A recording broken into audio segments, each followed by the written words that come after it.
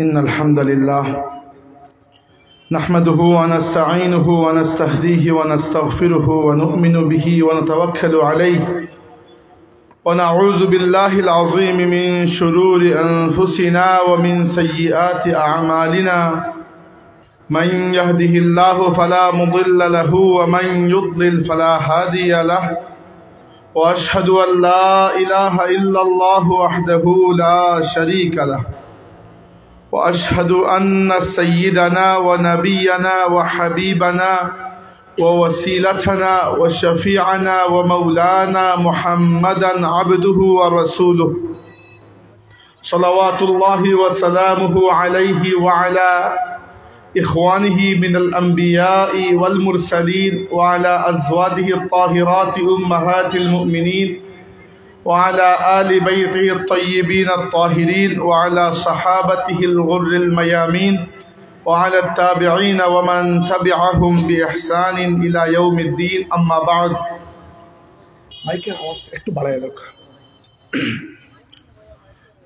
قال الله تبارك وتعالى في كلامه الحكيم أعوذ بالله من الشيطان الرجيم بسم الله الرحمن الرحيم رجال لا تلهيهم تجارة ولا بيع عن ذكر الله وإقام الصلاة وإيتاء الزكاة يخافون يوما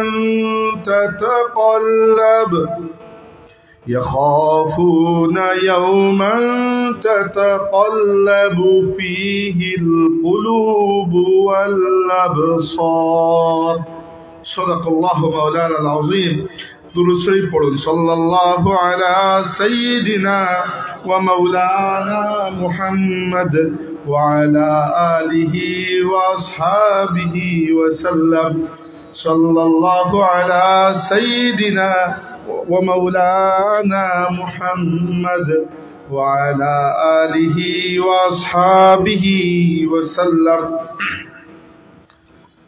রাইসুল কুরআন ওয়াল মুফাসসিরিন শামসুল উলামা হযরত আল্লাহ মাহফুজ তলি সাহেব কিবলা রাহমাতুল্লাহি আলাইহির ইসালের সওয়াব উপলক্ষে বাংলাদেশ আঞ্জুমানে আল ইসলাম এবং বাংলাদেশ আঞ্জুমানে তালামিজি ইসলামিয়া ভারত নং কৃত্রিমপাশা ইউনিয়ন পরিষদ শাখার উদ্যোগে আয়োজিত আলী আমজদ উচ্চ বিদ্যালয় ও কলেজের মাঠে আজকের এই আজিমুস শান জলসায় উপস্থিত সম্মানিত সভাপতি আঞ্জুমানে আল ইসলাম এবং বাংলাদেশ আঞ্জুমান তালামিজে ইসলামিয়ার নেতৃস্থানীয় ভাইয়েরা, এলাকার বিশিষ্ট মুরব্বিয়ান এবং যুবকবৃন্দ, আল্লাহ রাব্বুল ইজ্জতের বিরত থাকি এজন্য যে আমার মনে হয় অন্য কেউ বলুক, আমি নাতি হয়ে যদি শুধু আমার দাদার কথাই বলতে থাকি তাহলে এটি কি ধরনের একটু মানুষ মনে করবে যে আবাসী মুসলমানদের জন্য আল্লাহর এক বড় রহমত হয়ে এসেছিলেন এবং তার যে বহুমুখী খিদমত, এই বহুমুখী খিদমতের পরে আল্লাহ ভীরু তার যে জীবন তিনি কাটিয়ে গেছেন, যেন কুরআনুল কারীমের আয়াত আল্লাহ রাব্বুল আলামিন বলেছেন রিজালুল লা তুলহিহিম তিজারাতুন ওয়ালা বাইউন আন যিকরিল্লাহ। এমন কিছু পুরুষ রয়েছে মানুষের মধ্যে, এমন কিছু সুপুরুষ, তাদের পৌরুষ রয়েছে, এমন কিছু পুরুষ আছে দুনিয়াবি ট্রানজাকশন, ব্যবসা বাণিজ্য, লেনদেন এদেরকে আল্লাহর জিকির থেকে কখনো দূরে রাখতে পারে না। আমরা মুর্শিদুনা হযরত ফুলতলি সাহেব রাহমাতুল্লাহি আলাইহির মধ্যে এই ধরনের আল্লাহ ভীরুতা, দিনের খিদমতের প্রতি তার এরকম অঙ্গীকার আমরা দেখেছি যে আমি অন্তত পক্ষে আমার যতটুকু লেখাপড়া আছে এবং আমি যতটুকু আল্লাহর দ্বীনকে বুঝতে পেরেছি এবং আমি যতটুকু দুনিয়া দেখেছি এই সময়ের মধ্যে এবং ইসলামের ইতিহাসের বিভিন্ন মুড সম্পর্কে আমার যে ধারণা আছে, অবশ্যই সেই ধারণা পরিপূর্ণ নয়, হয়তো অপরিপূর্ণ, কিন্তু বহরহাল আল্লাহ রাব্বুল আলামিনের জাতে পাকের উপর তাওয়াক্কুল করে এটি বলতে পারি, ফুলতুরি সাহেব কিবলা রাহমাতুল্লাহি আলাইহি এই যুগের মুজাদ্দিদদের মধ্যে একজন মুজাদ্দিদ হয়ে এসেছিলেন। আল্লাহ তাবারাকা ওয়া তাআলা তার হাবিব সাল্লাল্লাহু আলাইহি ওয়াসাল্লামকে দুনিয়া থেকে উঠিয়ে নেওয়ার আগেই তার হাবিবের জবান মুবারক থেকে এই আখেরি উম্মতের জন্য আল্লাহ কিছু জামানতের ব্যবস্থা করে দিয়েছেন। কারণ আমাদের আগের প্রত্যেক উম্মতের নেতৃত্ব ছিল তাদের নবীদের হাতে। যতদিন নবী আছেন উম্মত আছে। নবী দুনিয়া থেকে বিদায় নিয়েছেন, উম্মতের মধ্য থেকে আল্লাহ আরেকজনকে নবী বানিয়ে দিয়েছেন। কানাত বানু ইসরাঈলা তাসুসুহুমুল আম্বিয়া কুল্লামা হালাকা নাবিয়্যুন খালাফাহু নাবিয়্যুন। বনি ইসরাইলের নেতৃত্ব ছিল নবীদের হাতে। একজন নবী ইন্তেকাল করলে আরেকজন নবী এই দুনিয়াতে উম্মতের মধ্যে আরেকজন নবীকে আল্লাহ দায়িত্ব দিয়ে দিতেন। আর আমার নবী বলেছেন ওয়া ইন্নাহু লা নাবিয়্যা বা'দি, আর আমার পরে কোনো নবী নাই।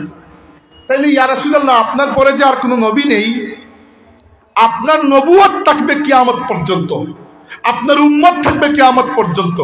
তো কিয়ামত পর্যন্ত যে আমরা হক পথে থাকতে পারবো এরকম কোনো জামিন আপনি কি আমাদের জন্য রেখে যাচ্ছেন? কোনো জামানত? আমি তো জানি আল্লাহর নবী কোনো মানুষকে রেখে যান নাই। এমনকি আবু বকর সিদ্দিক রাদিয়াল্লাহু আনহুকেও রাসূল পাক সাল্লাল্লাহু আলাইহি ওয়াসাল্লাম নিজের খলিফা বানিয়ে যান নাই। আবু বকর রাদিয়াল্লাহু আনহুকে খলিফা বানিয়েছে মুসলমানরা। সাহাবায়ে কেরাম আবু বকর রাদিয়াল্লাহু আনহুর উপর ঐক্যমত হয়েছে যে তিনি উম্মতের খলিফা হবেন। আল্লাহর নবী কোনো মানুষকে তার খলিফা বানিয়ে এজন্য যান নাই, কারণ কোনো মানুষকে খলিফা বানালে কুল্লু নাফসিন যায়িকাতুল মাউত, একদিন তো মৃত্যু আসবে, ওই খলিফাও বিদায় নেবেন। কিন্তু যেহেতু এই উম্মত কিয়ামত পর্যন্ত থাকবে, আল্লাহর রাসূল কিয়ামত পর্যন্তের জন্য এই উম্মতের জন্য তিনটি জামানত রেখে গেছেন, এই উম্মত কখনো গুমরাহ হবে না ইনশাআল্লাহ। প্রথম জামানত হচ্ছে আল্লাহর নবী সাল্লাল্লাহু আলাইহি ওয়াসাল্লাম বলার আগেই আল্লাহ তাবারাকা ওয়া তাআলা কুরআনুল কারীমের মধ্যে ঘোষণা দিয়েছেন যে নবী যে হেদায়েত আল্লাহর পক্ষ থেকে নিয়ে এসেছেন, সেই হেদায়েতের নূর অর্থাৎ কুরআনুল কারীমকে হেফাজত করার জিম্মাদারি আল্লাহ নিজের হাতে নিয়ে নিয়েছেন। আল্লাহ বলেছেন ইন্না নাহনু নাযালনা যিকরা ওয়া ইন্না লাহু লাহাফিজুন, অর্থাৎ কিয়ামত পর্যন্ত কোরআন শরীফকে হেফাজত করার দায়িত্ব কার? আল্লাহ তাবারাকা ওয়া তাআলা। এবং এই ক্ষেত্রে আল্লাহ যুগে যুগে এমন মানুষদেরকে কাজে লাগিয়েছেন যাদেরকে আমরা হুফাজ, হাফিজে কোরআন বলি। পৃথিবীর যে কোনো গ্রন্থ আজকে যদি আমি পুড়িয়ে দেই, দ্বিতীয়বারের মতো হুবহু ওই গ্রন্থ রচনা করা সম্ভব নয়, কারণ পৃথিবীর আর কোনো গ্রন্থের হুবহু হাফিজ পাবেন না। কিন্তু পৃথিবীতে একমাত্র কিতাব হচ্ছে কোরআন। কোনো বদবখত যদি, আল্লাহ মাফ করুক, কোরআন শরীফের সমস্ত মুসহাফ পুড়িয়ে দেয়, এক দিনের মধ্যে এই পৃথিবীতে কয়েক কোটি মানুষ এরকম বের হয়ে যাবেন যারা 24 ঘন্টার মধ্যে পুরো কোরআনকে আবার হুবহু লিখে দিতে পারবেন। এটি আমার নবীর মুআজিজা, এটি হাফিজে কোরআনদের মাধ্যমে কিয়ামতের আগ পর্যন্ত আল্লাহ তাবারাকা ওয়া তাআলা এই দুনিয়াতে হিদায়াতের সিলসিলা হিসাবে, হিদায়াতের রাহনুমা হিসাবে কুরআনুল কারীমকে রেখে দিয়েছেন। এক জামানত, অর্থাৎ হিদায়াতের নূর থেকে দুনিয়া খালি হবে না। দুই নম্বর জামানত, আল্লাহর হাবিব সাল্লাল্লাহু আলাইহি ওয়াসাল্লাম এই উম্মতকে বলে গেছেন যে তোমরা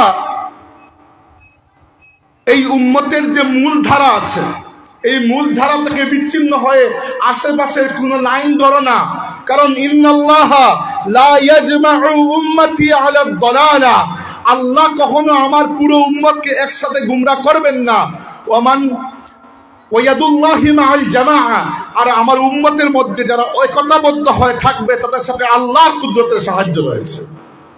ওমান শাজ্জা শাজ্জা ইলান নার, আর যে আলাদা হয়ে যাবে সে আলাদা পথে গিয়ে জাহান্নামে নিক্ষিপ্ত হবে। এবার এখান থেকে আমরা কি বুঝলাম? বুঝলাম এটি যে এই উম্মতের একটা রাজপথ আছে, যে রাজপথকে আমরা সিরাতুল মুস্তাকিম বলি। এই রাজপথ আল্লাহর রাসূল আমাদের জন্য রেখে গেছেন। যে ব্যক্তি এই রাজপথ থেকে পথ ছেড়ে কোনো ভিন্ন পথে পথ ধরবে, সে ওই পথে গিয়ে জাহান্নামে নিক্ষিপ্ত হবে। এবার সাহাবায়ে কেরামকে আল্লাহর রাসূল বললেন, বনি ইসরাইলের মধ্যে 72টি ফিরকা হয়েছিল। কয়টা? 72টা, আর আমার উম্মতের মধ্যে হবে 73টা। এর মানে এই নয় যে আপনি বসে বসে ফিরকা বানাবেন। নবী সতর্ক করে গেছেন যে ফিরকা হবে 73টা। 72টা ফিরকা জাহান্নামে যাবে, আর শুধু একটা হবে জান্নাতি। ওই জান্নাতি দলকে আল্লাহর নবী ফিরকা বলেন নাই। ফিরকা বলা হয় মূল গাছ থেকে ডাল যখন কেটে আলাদা হয়ে যায় ওটাকে ফিরকা বলে। আসল গাছ হচ্ছে মূল, আর মূল থেকে আলাদা হওয়ার নাম ফিরকা। তাহলে ওই মূল যারা, তারা যাবে জান্নাতে, আর ওই 72টা বাতিল ছোট ছোট ফিরকা যাবে জাহান্নামে। সাহাবীরা জিজ্ঞেস করলেন, ইয়া রাসূলুল্লাহ, ওই যে মূল ধারা যারা জান্নাতে যাবে এদের পরিচয় কি? আল্লাহর হাবিব সাল্লাল্লাহু আলাইহি ওয়াসাল্লাম বললেন, এদের পরিচয় হচ্ছে আল্লাযীনা মা আনা আলাইহি ওয়া আসহাবিহি। তারা ওই সকল মানুষ যারা সেই পথে থাকবে যে পথ আমি এবং আমার সাহাবীদের পথ। তাইলে আমরা উম্মতের মধ্যে আরেকটা জামানত পেলাম যে এই উম্মতের মূল ধারা কখনো কোন মাসলাক বা মাযহাবের বা কোন দলের মানুষ বা কোন আকীদার মানুষ সবচেয়ে বেশি। আপনি পাবেন এখনো পর্যন্ত আল্লাহর হাবিবের উম্মতের মধ্যে 85 থেকে 87% মুসলমান সুন্নি অর্থাৎ আহলে সুন্নাত ওয়াল জামাতের অনুসারী, আর বাকি 13-14% মিলে বাকি যত বাতিল ফিরকা আছে মাত্র 13-14% আল্লাহর নবীর সাহাবায়ে কেরাম থেকে শুরু করে প্রথমে যে বাতিল ফিরকা বেরিয়েছিল এটার নাম হচ্ছে খারিজি ফিরকা। আর আজকের দিন পর্যন্ত যত বাতিল ফিরকা বেরিয়েছে এই বাতিল ফিরকা মিলে 10 থেকে 13% পর্যন্ত, 85 থেকে 87% পর্যন্ত আল্লাহর নবীর উম্মত এখনো আহলে সুন্নাত অর্থাৎ সাওয়াদে আজম অর্থাৎ উম্মতের মূলধারা অর্থাৎ জান্নাতি হিসাবে দুনিয়াতে বেঁচে আছে আলহামদুলিল্লাহ। আর 3 নম্বর জামানত আল্লাহ নবী দিয়েছে। 1 নম্বর জামানত হচ্ছে কোরআন শরীফের হেফাজত আল্লাহ করবেন। অতএব যে ব্যক্তি হিদায়াত নিতে চায় কোরআন তার জন্য বহাল থাকবে। 2 নম্বর জামানত হচ্ছে উম্মতের বড় দলের সাথে চললেই হবে। নিজের থেকে আলাদা কোনো দল বের করে, আলাদা কোনো ফিতনা বের করে আলাদা হওয়া যাবে না। আর 3 নম্বর হচ্ছে আল্লাহর রাসূল বলেছেন, যেটা আমার আজকের বলার উদ্দেশ্য, যে যদি আমার উম্মতের মধ্যে বড় আকারে গুমরাহি চলেও আসে, প্রত্যেক 100 বছর পরে পরে এমন কিছু মানুষ দুনিয়াতে আসবে যারা আমার দ্বীনকে পরিষ্কার পরিচ্ছন্ন করে কোরআন সুন্নাতের আলোকে আবার সেভাবে নবায়ন করবে যেভাবে 100 বছরে এই উম্মতকে গুমরাহ করা হয়েছে। আল্লাহ নবী সাল্লাল্লাহু আলাইহি ওয়াসাল্লাম বলেছেন, সুনানে আবু দাউদ কিতাবের মধ্যে হাদিস রয়েছে, ইন্নাল্লাহা ইয়াবআসু লিহাযিহিল উম্মতি আলা রাসি কুল্লি মিআতি আমিন মান ইউজাদ্দিদু লাহা দীনাহা। প্রত্যেক 100 বছর পরে পরে, 1 শতাব্দী পরে পরে আল্লাহ এই উম্মতের মধ্যে কিছু মুজাদ্দিদ পাঠাবেন। মুজাদ্দিদ মানে হচ্ছে রিনিউয়ার, রিভাইভার, অর্থাৎ যারা রিভাইভার, দুনিয়াতে কোনো কিছুকে যারা নবায়ন করে। তো দিনের মধ্যেও এমন কিছু মানুষ আসবে যারা দিনের এমন একটি শাখা যেটি মানুষ খেয়াল ছেড়ে দিয়েছে এইরকম কোনো শাখাকে আবার জিন্দা করবেন, অথবা দিনের মধ্যে যদি কোনো বিকৃতি প্রবেশ করে সেটাকে পরিষ্কার করে দিনকে আবার তার সহি ফরম্যাটে মানুষের সামনে তুলে ধরবেন। এই মুজাদ্দিদদের সিলসিলা কিয়ামত পর্যন্ত থাকবে। আর আমরা জানি এই উম্মতের 2 মুজাদ্দিদের ব্যাপারে উম্মতের ঐক্যমত, 2 জন মুজাদ্দিদের ব্যাপারে। প্রথম মুজাদ্দিদ হচ্ছেন উমর ইবনে আব্দুল আজিজ রহমতুল্লাহি আলাইহি, উমাইয়া বংশের খলিফা, এবং তার তাজদীদ, তিনি ঠিক রাসূল সাল্লাল্লাহু আলাইহি ওয়াসাল্লামের 100 বছর পরের মানুষ, এবং তার তাজদীদ ছিল অনেকগুলা। এর মধ্যে একটা হচ্ছে হাদিস সংকলন। পৃথিবীর মধ্যে প্রথম ব্যক্তি যিনি আল্লাহর রাসূলের হাদিসগুলোকে একত্রিত করার আদেশ করেছিলেন, তার নেতৃত্বে আল্লাহর নবীর হাদিস সংকলন করা হয়েছে। তিনি প্রথম ব্যক্তি যিনি ইয়াজিদের পরবর্তীতে উমাইয়া বংশের রাজাবাদশারা আল্লাহর রাসূলের আহলে বায়তের উপর যেরকম জুলুম শুরু করেছিলেন, উমর ইবনে আব্দুল আজিজ রাদিয়াল্লাহু আনহু এসে সেই জুলুম বন্ধ করে যে খিলাফত ব্যবস্থা ভেঙে রাজতন্ত্রে পরিণত হয়েছিল, উমর ইবনে আব্দুল আজিজ রাদিয়াল্লাহু আনহু আবার রাজতন্ত্রকে খিলাফতের আদলে ফিরিয়ে নিয়ে গিয়েছে। আর এই উনি হচ্ছেন উম্মতের প্রথম মুজাদ্দিদ। আর শেষ মুজাদ্দিদ হবেন ইমাম মাহদী আলাইহিস সালাম। আল্লাহর রাসূল বলেছেন, এই দুনিয়া যদি একেবারে শেষ পর্যায়ে পৌঁছে যায় তবুও শেষ দিনটিকে আল্লাহ লম্বা করে দেবেন। অর্থাৎ যদি দিন বাকি নাও বা থাকে, গুরুত্ব দেওয়ার জন্য নাও বা থাকে, শেষ দিনটিকে আল্লাহ লম্বা করে দেবেন। এবং আমার বংশধর থেকে একজন মানুষ আসবে যার নাম হবে আমার নামে, আর যার বাবার নাম হবে আমার বাবার নামে। আর ওই ব্যক্তি দুনিয়াতে আবার এরকম ন্যায় এবং ইনসাফ কায়েম করবেন যেভাবে ইতিপূর্বে দুনিয়াতে অন্যায় এবং অবিচার ছিল। আখেরি জামানার দিকে যত আমরা যাচ্ছি দুনিয়াতে অন্যায় অবিচার দেখছি আমরা, এবং কি এই অন্যায় অবিচার বাড়তে থাকবে। এমন ফিতনা আসবে উম্মতের উপরে যে ফিতনাকে আল্লাহর রাসূল বলেছেন কাকিতাইল লাইলিল মুজলিম, অন্ধকার রাতের মতো ফিতনা আসবে। বলেছেন কামাউজিল বাহরি, সাগরের ঢেউয়ের মতো ফিতনা আসবে। এক পর্যায়ে উম্মতের অবস্থা যখন দুর্বল থেকে দুর্বল হয়ে যাবে এবং কাফিররা সম্মিলিত আক্রমণের মাধ্যমে এই উম্মতকে মানসিক এবং সামরিকভাবে বিপর্যস্ত করে দেওয়ার পায়তারা করবে, আল্লাহ তাবারাকা ওয়া তাআলা আমার নবীর বংশধর থেকে একজন মানুষকে উঠাবেন, যার নাম হবে মুহাম্মদ, বাবার নাম হবে আব্দুল্লাহ এবং উপাধি হবে আল মাহদি, এবং তার মাধ্যমে আবার আল্লাহর রাসূলের দ্বীনের ইশাআত শুরু হবে এবং তিনি সমস্ত পৃথিবীতে আবার আল্লাহর দ্বীনকে বিজয় করে দেবেন। কিন্তু এই দুইজনের মধ্যখানে অনেক মুজাদ্দিদ আসবেন, এবং আমার মতে চলমান হিজরি শতাব্দীর একজন মুজাদ্দিদ হচ্ছেন আমাদের মুর্শিদ হযরত আল্লামা ফুলতুলি সাহেব কিবলা রাহমাতুল্লাহি আলাইহি। কি জন্য বলছি, বলারও কারণ আছে, আমি আপনাদেরকে কিছু কারণ বলতে চাই। এই কথাগুলো এরকম না যে আমি বলে দিলাম আর আপনারা মেনে নিলেন। এইরকম দাবি করতে হলে দাবির পেছনে কিছু দলিল, কিছু যুক্তি থাকা লাগবে। আমি যদি ফুলতুলি সাহেবকে বলি তিনি একজন মাদ্রাসার উস্তাদ ছিলেন অথবা সর্বোচ্চ একজন আলিম বা একজন পীর সাহেব ছিলেন, কেউ তর্ক করবে না, সবাই মানবে। কিন্তু যদি বলি একজন মুজাদ্দিদ ছিলেন, এত বড় দাবি করার পেছনে কিছু দলিল আমাকে দিতেই হবে। প্রথমে দেখুন, মুজাদ্দিদ শব্দটি এসেছে তাজদীদ শব্দ থেকে। তাজদীদ মানে নবায়ন করা, কোনো কিছু নতুন করা, মানে শুরু করা নয়, একটা জিনিস ছিল আপাতত নাই, আপনি আবার চালু করলেন। এবার ফুলতুলি সাহেবের তাজদীদ বা ফুলতুলি সাহেবের সমস্ত খেদমতগুলোকে যদি আপনি সামনে রাখেন, অন্তত পক্ষে 4টা খেদমতে ফুলতুলি সাহেব রহমতুল্লাহি আলাইহিকে আপনার মুজাদ্দিদ বলতে হবে। 4টা জায়গায়, তার 4টা খেদমতের কারণে। সর্বপ্রথম এবং প্রধান খেদমত, আল্লামা ফুলতুলি সাহেব রহমতুল্লাহি আলাইহিকে ফুলতুলি সাহেব বানিয়েছে যে খেদমত, সেটি হচ্ছে আল্লাহর কালামে পাকের খেদমত, ঠিক না? কোরআনে পাকের খেদমতের এই যে সিলসিলা, হাজিরিন একটু বলতে চাই ইতিহাসটি। রাসূল আকরাম সাল্লাল্লাহু আলাইহি ওয়াসাল্লামের কাছে কোরআন নাজিল হয়, যতটুকু কোরআন নাজিল হয় অতটুকু আল্লাহর রাসূল গিয়ে কাবা শরীফের পাশে দাঁড়িয়ে তিলাওয়াত করেন। মক্কার কাফিররা প্রত্যেক দিন নতুন নতুন বাহানা খুঁজে আল্লাহর নবীকে আটকানোর, পারে না, তারা চিৎকার চেঁচামেচি করে আল্লাহর রাসূল সাল্লাল্লাহু আলাইহি ওয়াসাল্লামের আওয়াজ যেন মানুষের কানে না পৌঁছে। কিন্তু এতেও কোনো লাভ হয় না, ইসলামের সংখ্যা, মুসলমানদের সংখ্যা বাড়তেই আছে। সাহাবীরা বললেন, ইয়া রাসূলুল্লাহ, প্রত্যেক দিন আপনি যে যাবেন এবং কোরআন শরীফ তিলাওয়াত করবেন, আপনার নিজের প্রাণের উপর এটা একটা ঝুঁকি হয়ে যায়, তো আমাদের মধ্য থেকে একজন গেলে কিভাবে হয়? সাহাবী একেবারে খাটো চেহারার, খুবই কমজোর চেহারার, কমজোর মানে শারীরিকভাবে খাটো, এমনিতে খুবই রুগা পাতলা সাহাবী ছিলেন আব্দুল্লাহ ইবনে মাসউদ রাদিয়াল্লাহু আনহু। বললেন, ইয়া রাসূলুল্লাহ, আগামীকালকে আমি যাব তিলাওয়াত করতে। পরের দিন তিনি চলে গেলেন। যাওয়ার পরে সূরা আর রহমান তিলাওয়াত করছিলেন। প্রথম এক রুকু তিলাওয়াত করা পর্যন্ত কাফিররা মনে করলো তিনি মনে হয় কবিতা পড়ছেন। যখন তারা বুঝতে পারলো যে এটা কবিতা নয়, এটা কোরআন, তখন তারা প্রচন্ড রাগ, মক্কার কাফিররা প্রচন্ড রাগ।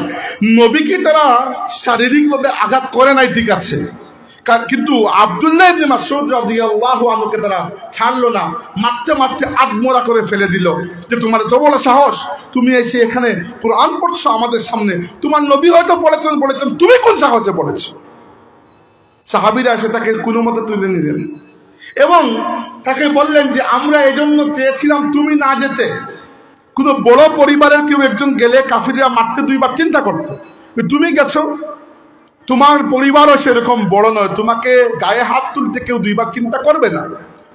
কিন্তু এই অবস্থা আল্লাহর বান্দা বলে উঠলেন যে তাদের ওই আঘাত আমাকে আটকাতে পারবে না, ইনশাআল্লাহ আগামীকালকে আমি আবার যাব এবং কাবায় দাঁড়িয়ে কোরআন শরীফ তিলাওয়াত করব। এই যে কোরআন শরীফের প্রতি তার যে মহব্বত, এই মহব্বতের রংটা এভাবে ফুটে উঠলো যে আল্লাহর হাবিব সাল্লাল্লাহু আলাইহি ওয়াসাল্লাম বললেন, মান আহাব্বা আন ইয়াকরা আল কুরআন গাদ্দান কামা উনজিলা ফালইয়াকরা বিকিরাআতি ইবনে উম্মে আবদ। তার ডাকনাম ছিল ইবনে উম্মে আবদ। আল্লাহর নবী বললেন, যে ব্যক্তি এমন বিশুদ্ধ করে কোরআন শিখতে চায়, তিলাওয়াত করতে চায়, যেরকম বিশুদ্ধ করে আল্লাহ আমার কাছে নাজিল করেছেন, জিবরাইল নিয়ে এসেছেন, সেজন্য আমার সাহাবী আব্দুল্লাহ ইবনে মাসউদের কাছ থেকে তিলাওয়াত শিখে নেয়। এই আব্দুল্লাহ ইবনে মাসউদ রাদিয়াল্লাহু আনহু এবং আরো কিছু সাহাবা ছিলেন যারা কোরআনে পাকের সবচেয়ে বড় কারি হয়েছিলেন। সাহাবীদের মধ্যে সবাই কোরআন পড়েছেন, সবাই কারি হয়েছেন, কিন্তু কারিদের মধ্যেও তো বেশ কম আছে।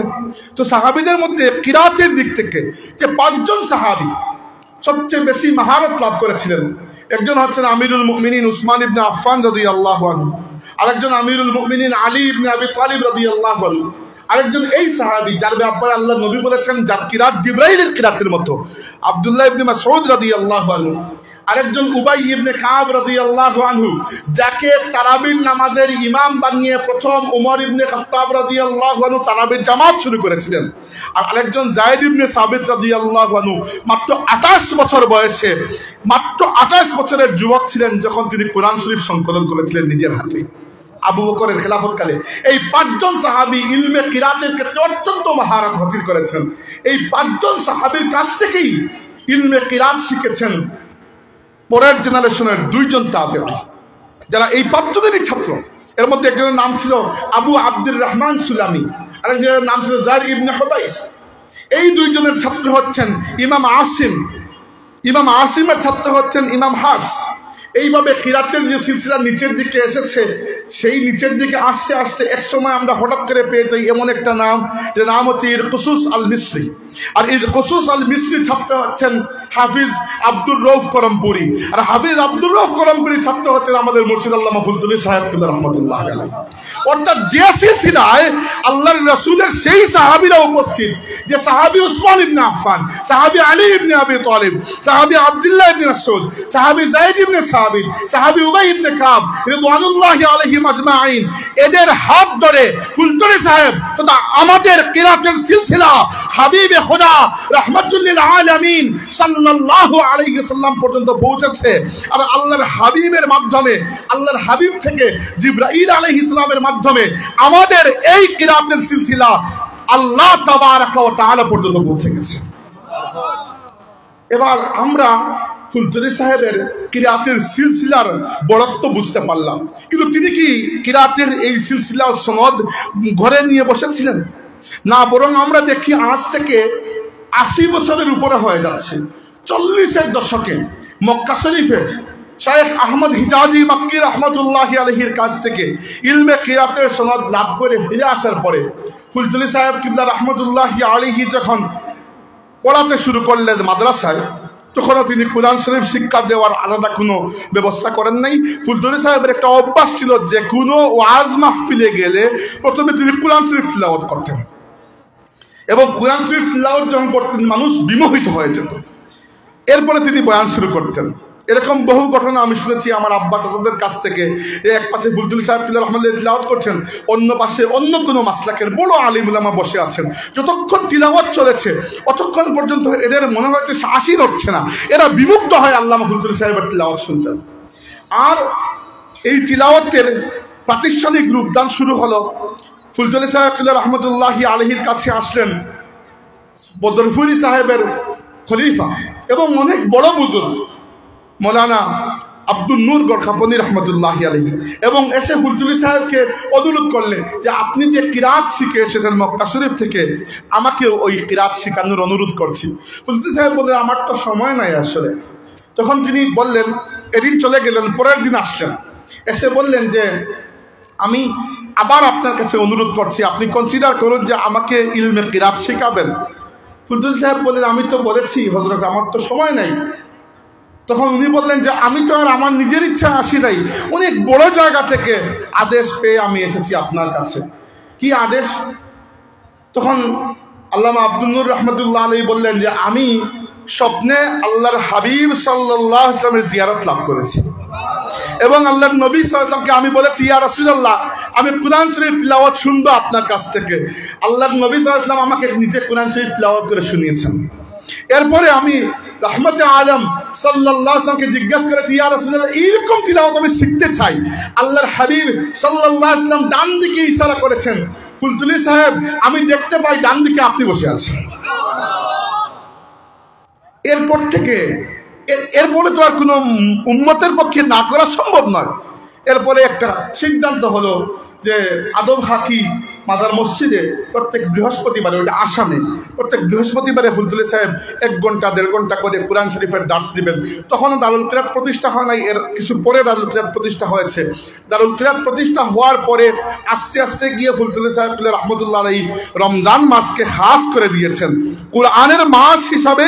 আল্লাহ বলেছেন শাহরু রমাদানাল্লাযী উনজিলা ফীহিল কোরআন। আর এজন্য এই আয়াতের উপর কিয়াস করে, এই আয়াতের আলোকে ফুলতুলি সাহেব রহমতুল্লাহ আলাইহি রমাদান মাসেরকে কুরআনুল কারীমের খিদমতের জন্য খাস করেছেন। দারুল কিরাত প্রতিষ্ঠা হয়েছে, একটা ট্রাস্ট হয়েছে, এবং এই দারুল কিরাতের বর্তমানে পৃথিবীতে 11 থেকে 12,000 শাখা রয়েছে আলহামদুলিল্লাহ। এবং শুধু বাংলাদেশে নয়, বাংলাদেশে, ইউরোপ মহাদেশের বিভিন্ন দেশে, শুধু ইউকেতে নয়, ইউরোপ মহাদেশের বিভিন্ন দেশে দারুল কিরাতের খিদমত রয়েছে। ইতালিতে রয়েছে, স্পেনে রয়েছে, ফ্রান্সে রয়েছে, পর্তুগালে রয়েছে, অন্যান্য দেশেও শুরু হবে। ইউকেতে তো আছেই, তারপরে আমেরিকায় রয়েছে, কানাডায় রিসেন্টলি আল ইসলার কমিটি হয়েছে, ওইখানে দারুল কিরাত শুরু হবে। আমার সাথে যোগাযোগ তারা করেছেন, দারুল কিরাতের খেদমত শুরু হবে। এছাড়া অন্যান্য দেশেও দারুল কিরাতের খেদমত, ভারতে, পার্শ্ববর্তী ভারতেও দারুল কিরাতের খেদমত রয়েছে। এই যে 40-এর দশক থেকে আজ 2025 সাল চলছে, এই 80 বছরের থেকে বেশি সময় আল্লাহর বান্দার শুরু করা একটা প্রতিষ্ঠানের মাধ্যমে যত লক্ষ মানুষ কোরআন শরীফ বিশুদ্ধ করে তিলাওয়াত করতে শিখেছেন এবং অন্যকে শিখিয়েছেন, এই খেদমতের কারণে আমরা ফুলতুলি সাহেব কিবলা রহমতুল্লাহি আলাইহিকে যুগের মুজাদ্দিদদের মধ্যে একজন মুজাদ্দিদকে বলতে পারি না?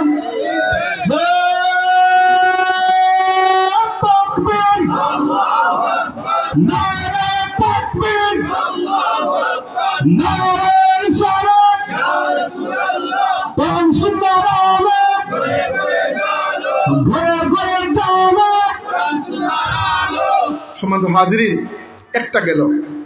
2 নম্বর খেদমত হচ্ছে, আমি যদি কোরআন শরীফের পরে হযরত ফুলতুলি সাহেবের 2 নম্বর কোন খেদমতের কথা বলতে চাই, আমার মতে তিনি বাংলাভাষী মুসলমানদের রুহের ভেতরে, অন্তরের অন্তঃস্থলে আল্লাহর হাবিব সাল্লাল্লাহু আলাইহি ওয়াসাল্লামের তাজিম এবং মহব্বত ঢুকিয়ে দিয়েছেন। এবং এই ক্ষেত্রে ঢুকিয়ে দিয়েছেন বলতে আবার কেউ মনে করবে শিরিক করে ফেলেছি আমি, ঢুকিয়ে দিয়েছেন আল্লাহ, কিন্তু ফুলতুলি সাহেবকে এক্ষেত্রে আল্লাহ রাব্বুল আলামিন কাজে লাগিয়েছেন যে আল্লাহর ওলির মাধ্যমে এই খেদমতটা আল্লাহ আঞ্জাম দিয়েছেন। কিভাবে দেখেন, হযরত ফুলতুলি সাহেব রহমতুল্লাহি আলাইহি সমাজকে, যুগকে যে অবস্থায় পেয়েছিলেন, আমরা সেই অবস্থায় পাই নাই। আমরা ফুলতুলি সাহেবের পরের থেকে পরের জেনারেশন, আমি এসে এই মাহফিল সাজানো পেয়েছি, এবং এই মাহফিলে আপনারা যারা বসে আছেন তাদের সামনে আমি আমার নবীর যত শান বয়ান করি, আপনার বিরক্ত লাগবে না, আপনি ওটা কোয়েশ্চন করবেন না। কিন্তু তখন হয়তো ফুলতুলি সাহেব এরকম সাজানো মাহফিল পান নাই, তিনি এই মাঠ, এই মাহফিলগুলোকে সাজিয়ে গেছেন বলেই তো আজকে আমরা আল্লাহর হাবিবের সম্মান বয়ান করতে পারছি। হাজিরিন,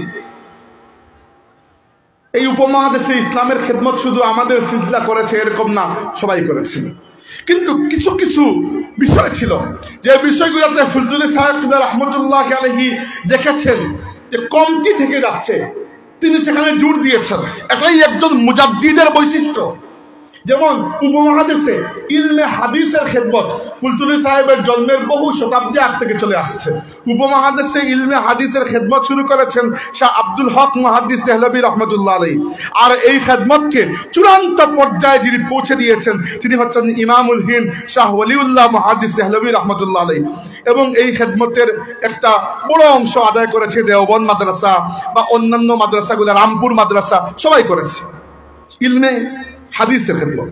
এমনকি ইলমে তাসাউফের খেদমত, এই উপমহাদেশে ফুলতুলি সাহেব তার প্রথম পীর সাহেব নন, আরো এসেছেন। এমনকি এমন আল্লাহর ওলিদেরকে আমরা দেখেছি যারা মাটিতে বসলে খানেকা হতো আর চললে সেখানে জিহাদের মিছিল লেগে যেত। আমরা খাজা গরিব নওয়াজ, খাজা মঈনুদ্দিন চিশতি আজমেরি রহমতুল্লাহি আলাইহিকে দেখেছি যখন ভারতের মাটিতে এসেছেন একটা গাছের নিচে বসে যে মানুষকে তালিম দেবেন এরকম অনুমতিটাও পান নাই। হিন্দু রাজা পৃথিবীরাজের সেনাবাহিনী অনুমতি দেয় নাই। পৃথিবীরাজের সাথে জিহাদ করার মাধ্যমে প্রথমে নিজে শুরু করেছেন, পরে শিহাবুদ্দিন মোহাম্মদ হুরিকে তিনি দাওয়াত দিয়েছেন, তার দাওয়াতে শিহাবুদ্দিন মোহাম্মদ হুরি ভারত আক্রমণ করেছেন এবং ভারতে মুসলমানদের জন্য একটা জায়গা হয়েছে। এই যে খাজা মঈনুদ্দিন চিশতি রহমতুল্লাহ আলাইহি যখন এসেছেন মুসলমানদের বসার একটা জায়গা নাই, মাত্র 2-3 জেনারেশন পরে খাজা মঈনুদ্দিন চিশতি রহমতুল্লাহি আলাইহি খলিফা হচ্ছেন খাজা কুতবুদ্দিন বখতিয়ার কাকি। কুতবুদ্দিন বখতিয়ার কাকির খলিফা হচ্ছেন খাজা ফরিদুদ্দিন গঞ্জেশকর। ফরিদুদ্দিন গঞ্জেশকর রহমতুল্লাহ খলিফা হচ্ছেন খাজা নিজামুদ্দিন আউলিয়া। নিজামুদ্দিন আউলিয়ার সময় আসতে আসতে ভারতে মুসলমানদের এইরকম একটা শক্তি বেড়ে গেল যে খাজা নিজামুদ্দিন আউলিয়া রহমতুল্লাহি আলাইহির এক একটা তালিম তরবিয়ত এক এক খানেকায় 5 থেকে 60,000 মানুষ একত্রে উপবিষ্ট হতো এবং একবার তালিম দিয়ে পাঠিয়ে দিতেন, যা কাজ হয়ে যেত বিভিন্ন জায়গায় ইসলামের খেদমতে দ্বীনের দাওয়াতে পৌঁছিয়ে দিতেন এদেরকে। তো এরা খেদমত করেছেন এক একজন। এরপরে আমরা পেয়েছি এই আমাদের সিলেটের মাটিতে চিন্তা করেন, ইসলাম তো এত সহজে আসে নাই। সিলেটের প্রত্যেকটা মানুষকে ইহসানমন্দ হওয়া দরকার। হযরত বুরহানুদ্দিন রহমতুল্লাহি আলাইহি আল্লাহর বান্দার পুত্রের শাহাদাতের ফলে এই সিলেটের জমি গৌড় গোবিন্দের বিরুদ্ধে একটা জিহাদের আবাদভূমি হয়েছে এবং শাহজালাল মুজাদ্দিদ ইয়ামানি রহমতুল্লাহি আলাইহির রুহানিয়ত আর মুজাহিদানা কিরদারের কারণে সিলেটের মাটিতে আমরা দ্বীন ইসলাম প্রতিষ্ঠা হতে পেরেছি। সম্মানিত হাজিরিন, আল্লাহর ওলিরা তো আগেও ছিলেন, তো খেদমতগুলো চলছিল।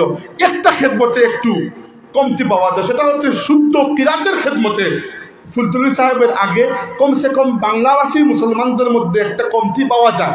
তো মুজাদ্দিদ যিনি সে চিন্তা করতে পারেন, দেখতে পারেন, বুঝতে পারেন যে ইসলামের কোন সে শাখা, দ্বীনের কোন সে ইলম, আল্লাহর নবীর কোন সে সুন্নত যেটা সমাজে কমতি আছে, তিনি এটা পূরণ করেন, তিনি মুজাদ্দিদ। আর ফুলতুলি সাহেব এটি করতে পেরেছিলেন, এই জন্য আমি তাকে মুজাদ্দিদদের মধ্যে একজন মুজাদ্দিদ বলেছি। 2 নম্বরটা যেটি বলছিলাম রাসূল সাল্লাল্লাহু আলাইহি ওয়াসাল্লামের ব্যাপারে সবগুলো বলার সুযোগ নেই, একটা কথা বলি। দেখেন, ইসলামের মৌলিক ভাষা যদি কিছু থাকে তাহলে ওটা আরবি ভাষা। কুরআন শরীফ নাযিল হয়েছে আরবি ভাষায়, আল্লাহর রাসূলের জবান ছিল আরবি, তো যথেষ্ট, এই দুইটাই তো। তাই আরবি শব্দগুলোকে যখন বাংলা ভাষায় আপনি প্রতিবর্ণায়ন করেন, অনেক শব্দ যেগুলো আরবি থেকে বাংলায় আবিধানিক অর্থে যদি ট্রান্সফার করেন তাহলে এমন অর্থ দাঁড়ায় যে অর্থটা ওই সমাজের জন্য সাজে না। অনেক সময় দেখা যায় কিছু শব্দ একটা সমাজের জন্য সাজে, অন্য সমাজের জন্য সাজে না। উদাহরণ দিচ্ছি, আল্লাহ বলেছেন যে কিলাহুমা আও তাকুল্লাহুমা ফালা তাকুল্লাহুমা উফিন, মা বাবা যদি বৃদ্ধ হয়ে যান, وقضى ربك ألا تعبدوا إلا إياه وبالوالدين إحسانا إما يبلغن عندك الكبر أحدهما أو كلاهما فلا تقل لهما أف। মা বাবার মধ্যে 2 জন থেকে যে কোনো একজন অথবা 2 জনই যদি বৃদ্ধ অবস্থায় তোমার সামনে আসেন, পৌঁছেন, তোমার হায়াত পর্যন্ত পাও, তাহলে তাদের মুখের উপর উফ শব্দ বলবে না। এবার উফ শব্দ না বলে কেউ যদি এর থেকে খারাপ কিছু বলে দেয় কি হবে? ওই আয়াতটাকেও ধরবে। উফ বলতে আল্লাহ কি বুঝাচ্ছেন? আল্লাহ বুঝাচ্ছেন যে ভাষায় যে শব্দ খারাপ ওই শব্দ মা বাবার জন্য বলা যাবে না। হয়তো কোনো ভাষা হতে পারে উফ শব্দের অর্থ ভালো, বা অন্য কোনো শব্দের অর্থ খারাপ হতে পারে না। পৃথিবীতে কত ভাষা আছে। আল্লাহ বুঝাচ্ছেন যে বিরক্তি সূচক কোনো শব্দ ব্যবহার করবে না, এটা যত ছোট থেকে ছোট হোক না কেন। তাই দেখেন, একটা ভাষার শব্দ অন্য ভাষায় গিয়ে অন্যরকম হয়ে যায়। এবার এই যে শব্দের প্রতিবর্ণায়নের ক্ষেত্রে এই বিষয়টা আমাকে আপনারা আমার ভাই মৌলানা আহমদ হাসান চৌধুরীকে তো চিনেন, শাহান সাহেবকে তো চিনেন, আর তালামিজি ইসলামিয়ার সাবেক কেন্দ্রীয় সাধারণ সম্পাদক কাদিরুল হাসান ভাইকেও চিনেন। ওনাদের কাছ থেকে আমি বিষয়টা শুনেছি। আমি প্রথমে এই জিনিসটা কখনো খেয়াল করে দিই, ওনারাই আমাকে বলেছেন বিষয়টা, যে একটা চিন্তা করে দেখো যে ফুলতুলি সাহেবের এই ক্ষেত্রে কতটা নজর ছিল আল্লাহর রসুলের ইজ্জত আজমত হেফাজতের ব্যাপারে। বড় বড় পদক্ষেপ কি তিনি নিয়েছেন তা তো আপনারা জানেন। ফুলতুলি সাহেব আল্লাহর রসুলের শান মান ইজ্জতের উপর বাংলার জমিনে কথা বলেছে কেউ, আর ফুলতুলি সাহেব দুনিয়াতে ছিলেন আর ফুলতুলি সাহেব ছেড়ে দিয়েছেন তাকে? কখনো এরকম হয়েছে দেখেছেন কোন ব্যক্তি ইসলামের বিরুদ্ধে সামান্যতম অবস্থান নিয়েছে, হোক সে তসলিমা নাসরিন, হোক সে অন্য যে কোনো কেউ, ফুলতুলি সাহেব কি প্রতিবাদ করেন নাই? করেছেন। এগুলো তো আমরা জানি। ছোট থেকে ছোট যে বাংলা শব্দে আরবি মুহাবরাগুলোকে প্রতিবর্ণায়নের ক্ষেত্রে যেখানে সামান্য বেয়াদবির একটা আশঙ্কা থাকে, ফুলতুলি সাহেব ওই জায়গাটাতে খুব শক্ত করে ধরেছেন। উদাহরণস্বরূপ আমরা বলি আল্লাহ। আল্লাহ শব্দকে বাংলা ভাষায় একদল মানুষ বলতে শুরু করলেন প্রভু। প্রভু শব্দের অর্থ সাধারণ অর্থে খারাপ কিছু নয়, কিন্তু প্রভু শব্দটা এই কনোটেশনটা মূলত হিন্দু ধর্মে ব্যবহার হয়, এবং হিন্দু ধর্মে শুধু প্রভু নয় মহাপ্রভু আছে। এবার আল্লাহ এই শব্দকে যদি আমরা অনুবাদ করতে যাই, অনুবাদ করা কি উচিত না? এটা আল্লাহর নিজস্ব নাম। বাংলায় লিখলেও আপনি আল্লাহ লিখবেন, ইংলিশে লিখলেও আপনি আল্লাহ লিখবেন, আরবি ভাষায় তো আল্লাহ লিখবেনই। এই জন্য দেখবেন ফুলতুলি সাহেব রহমতুল্লাহ আলাইহি আল্লাহকে প্রভু বললে রাগ করতেন এই জন্য, কারণ আল্লাহ বলতে আমার মনের মধ্যে যে স্রষ্টা, যে মাবুদের একটা অনুভূতি, একটা ভয়, একটা আল্লাহ রাব্বুল আলামিনের বড়ত্বের প্রতি আমার যে একটা গাঢ় শ্রদ্ধা আছে, প্রভু বললে কিন্তু মনের মধ্যে ওইটা আসে না। দ্বিতীয়ত রাসূলুল্লাহ সাল্লাল্লাহু আলাইহি ওয়াসাল্লামকে আমরা সাইয়্যিদুনা বলি, সাইয়্যিদুনা ও মাওলানা বলি না আমরা? সাইয়্যিদ শব্দের অর্থ হয় নেতা, কিন্তু ফুলতুলি সাহেব এরপরও রাসূল সাল্লাল্লাহু আলাইহি ওয়াসাল্লামকে নেতা বললে রাগ করতেন কিনা? রাগ করতেন কি জন্য? কারণ নেতা শব্দটি একটা দুনিয়াবি সম্মানের রেফারেন্স। নেতার মধ্যে হাজার ধরনের নেতা আছেন, কিন্তু তবুও নেতা বললে আপনার মনের মধ্যে একটা ফ্রেম রেডি হয়ে যায়, হয় না? আমি যদি বলি অমুক নেতা, তার মানে আপনি নিশ্চয়ই এই ধারণা করবেন না যে তিনি খুব তাহাজ্জুদ গুজার। হতে পারেন তাহাজ্জুদ গুজার, কিন্তু নেতা বললে প্রথমেই তো তাহাজ্জুদ গুজার মানুষের মাথায় কথা মাথায় আসে না। আমি যদি বলি নেতা, আপনি তো এটা ধারণা করবেন না যে তিনি খুব ধরেন বড় আলিম, নাও তো হতে পারে। নেতা বললে কিন্তু এটা ধারণা করবেন যে তিনি একটা জাতির নেতৃত্ব দিয়ে থাকেন। তাই এবার দেখেন, নেতারে যদি হিসাব করেন, আপনি বাংলাদেশের হিসাব করেন, শেখ মুজিবুর রহমান ধরেন, জিয়াউর রহমান ধরেন, খালেদা জিয়া ধরেন, শেখ হাসিনা ধরেন, নেতাদের চরিত্র, বৈশিষ্ট্য, লেভেল সবকিছু আপনারা জানেন। কিন্তু আল্লাহর রসুলকে নেতা বানিয়ে আমি যদি উচ্চারণ করি, তাহলে আল্লাহর নবীর সম্মানটিকে আমি প্রকৃত আল্লাহ যে জায়গায় সম্মান দিয়েছেন ওই জায়গায় রাখছি না নিচে নামাচ্ছি। কারণ আমি দুনিয়াবি উদাহরণ দিচ্ছি, যিনি সুপ্রিম কোর্টের চিফ জাস্টিস, তাকে আমি যদি এনে সিলেট জেলা কোর্টের চিফ জাস্টিস, জেলা কোর্টের জজ বানিয়ে দেই, এটা কি তার সম্মানে হানি নয়? হানি। যাকে আল্লাহ তাবারাকা ওয়া তাআলা তার রাসূল বলেছেন, কোরআন শরীফের সূরা ফাতহের মধ্যে আল্লাহ বলেছেন মুহাম্মাদুর রাসূলুল্লাহ, মুহাম্মদ সাল্লাল্লাহু আলাইহি ওয়াসাল্লাম আল্লাহর রাসূল। যিনি আল্লাহর রাসূল, তাকে আপনি দুনিয়াবি কোনো টাইটেল দিয়ে নিচে নামাতে পারেন না। এই জন্য যদিও সাইয়্যিদ শব্দের আভিধানিক অর্থ হয় নেতা, কিন্তু যেহেতু বাংলা কালচারে নেতা শব্দটি এত কোনো সম্মানের বিষয় না, বরং মানুষের অনেক কমপ্লেন থাকে নেতাদের ব্যাপারে, তাই ফুলতুলি সাহেব রহমতুল্লাহ আলাইহি আল্লাহর হাবিবের শান মানের দিকে খেয়াল করে আল্লাহর হাবিব সাল্লাল্লাহু আলাইহি ওয়াসাল্লামকে নেতা বলতে রাগ করতেন। এমনকি কোরআন শরীফকে সংবিধান বলতে ফুলতুলি সাহেব নিষেধ করতে, মনে আছে? মুরব্বীদের মনে আছে, হয়তো তরুণরা হয়তো অনেকে শুনেন নাই। কি জন্য? সংবিধান কোনো খারাপ জিনিস তো নয়, ভালো জিনিস। আরবি ভাষায় বলা হয় দাস্তুর। কিন্তু পুরো কোরআনের মধ্যে আল্লাহ পাক খুদ কোরআনকে কোনো জায়গায় দাস্তুর বা সংবিধান বলেন নাই, একটা যুক্তি। 2 নম্বর যুক্তি হচ্ছে, পৃথিবীর কোন দেশের সংবিধান অপরিবর্তনীয় নয়, সবগুলোই পরিবর্তনীয়। হয় সুপরিবর্তনীয়, বাংলাদেশের মতো, যিনি আসলেন ইচ্ছা মতো পরিবর্তন করলেন, নইলে দুষ্পরিবর্তন নিয়ে একটু কসরত করতে হয়, কিন্তু পরিবর্তনীয়। তৃতীয়টা হচ্ছে, সংবিধান শুধুমাত্র আইনের উৎস, অন্য কিছু নয়। কিন্তু কোরআন শরীফ শুধু আইন নয়, আকীদা, আইন, আখলাক সবকিছু তাই কোরআন শরীফকে যদি আপনি সংবিধান বলেন, এখানে সংবিধান শব্দ যদিও খারাপ নয়, কিন্তু কোরআন শরীফকে সংবিধান বললে আপনি কোরআন শরীফের ফ্রেমটাকে, মর্যাদার ফ্রেমটাকে নিচে নামিয়ে এনে লক করে দিয়ে দিলেন। কিন্তু কোরআন শরীফের মর্যাদা এইরকম যে দুনিয়ার তাম সংবিধান পরিবর্তন হতে পারে, কিয়ামত পর্যন্ত আল্লাহ কিতাবের একটা হরফও পরিবর্তন হবে না। এমনকি হরফ বলতে মনে হয়ে গেল ফুলদুল সাহেব তো কোরআন শরীফের একটা হরফের ব্যাপারে ছাড় দেন নাই, দিয়েছিলেন, মনে আছে আপনাদের মুরব্বীরা? এই তর্ক এখন আর অবসলিট হয়ে গেছে। অর্থাৎ ফুলদুল সাহেবের এই খেদমতকে আল্লাহ এত কবুল করেছেন যে এখন আর এই তর্ক করারই দরকার নাই। নইলে আমি বলতাম, ইচ্ছা করে বলছি না, দরকার নাই।